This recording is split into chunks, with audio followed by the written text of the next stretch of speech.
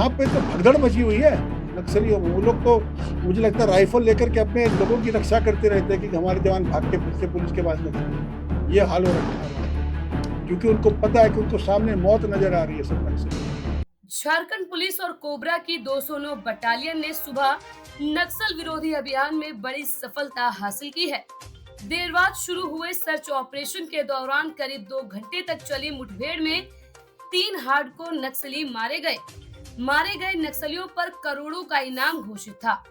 सूत्रों के अनुसार ढेर किए गए नक्सलियों में एक पर 1 करोड़, दूसरे पर 25 लाख और तीसरे पर 10 लाख का इनाम था। तीनों कई आपराधिक घटनाओं में शामिल थे, जिनमें जवानों की हत्या से लेकर पूर्व उप मुख्यमंत्री बाबूलाल मरांडी के पुत्र की हत्या तक शामिल है। अधिकारी कल रात भर जो फील्ड में थे वो भी नहीं सोए ऑब्वियसली, और जो ऑपरेशन रूम में बैठ करके एक एक मिनट की मॉनिटरिंग करे थे वो भी रात भर नहीं सोए जगह है।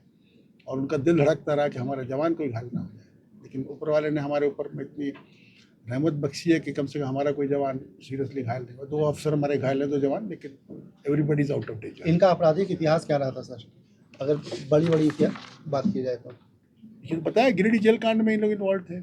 हमारे जो माननीय प्रतिपक्ष के नेता हैं श्री बाबूलाल जी, उनके पुत्र की हत्या में इन्वॉल्व है। और 10 जवान इन्होंने जमुई में हत्या किया है। इन्होंने दर्जनों जवान पुलिस कर्मियों का हद लगता है कि पुलिस 183 राइफल लूटी हैं इन्होंने। अब इससे बड़ा क्या हो सकता है। बता दें कि मारे गए नक्सलियों में प्रवेश उर्फ अनुज उर्फ सहदेव, सोरेन उर्फ अमन, 1 करोड़ का इनामी बदमाश, 30 आपराधिक कांड दर्ज हैं। दूसरा रघुनाथ हेम्बर्म उर्फ शिबू मांझी 25 लाख का इनामी बदमाश है, जिस पर 58 कांड दर्ज हैं। वहीं तीसरा नक्सली बीर सिंहगंज उर्फ खिलावन गंजू 10 लाख का इनामी बदमाश है, इस पर भी 36 मामले दर्ज हैं। इतनी तगड़ी है, हमारे अफसरों में इतना जोश है। हर एनकाउंटर के बाद बोलता है जी दिल मांगे मोर। ये तो इनका वो अप्रोच है।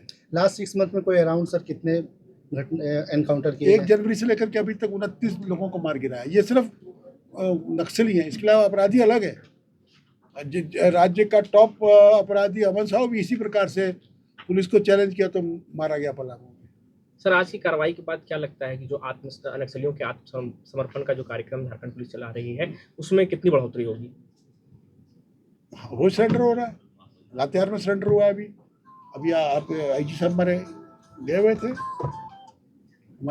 थे, लातेहार में सरेंडर हुआ है। मेरे को लगता है 9 लोग गए, चाईबासा में सरेंडर हुआ है अभी। देखिए वहाँ पे तो भगदड़ मची हुई है नक्सलियों में। वो लोग तो मुझे लगता है राइफल लेकर के अपने लोगों की रक्षा करते रहते हैं कि हमारे जवान भाग के फिर से पुलिस के पास न चले जाए। ये हाल हो रखा है वहाँ पर, क्योंकि उनको पता है कि उनको सामने मौत नजर आ रही है सब नक्सलियों। इस पूरे मामले को लेकर डीजीपी अनुराग गुप्ता ने प्रेस कॉन्फ्रेंस में बताया कि झारखंड पुलिस नक्सल उन्मूलन के लिए पूरी तरह से सक्रिय है।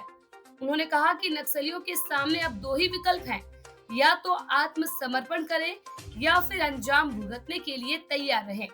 उत्तरी झारखंड को हमने नक्सल मुक्त कर दिया है। अब चाईबासा जैसे इलाकों में मार्च 2026 तक नक्सलवाद को पूरी तरह से समाप्त करने का लक्ष्य है। की किलिंग पुलिस के द्वारा एनकाउंटर में, तो फेक एनकाउंटर नहीं है, पकड़ की गोली नहीं मारी है, सब आमने सामने का एनकाउंटर है।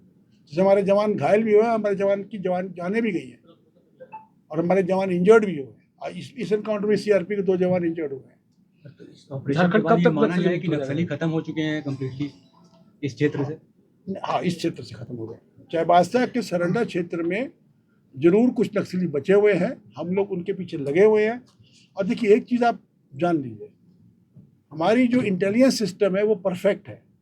आज की तारीख में हमें पता है एक एक नक्सली कहाँ पर है, इसीलिए हम उनको बोलते हैं बार बार कि सरेंडर कर जाओ। क्यों मरने मारने पे उतारू हो, क्यों अपनी जान गंवाते हो, क्यों अपने परिवार को बेघर कराते हो। सरेंडर कर जाओ और इस लड़ाई को ख़त्म करो।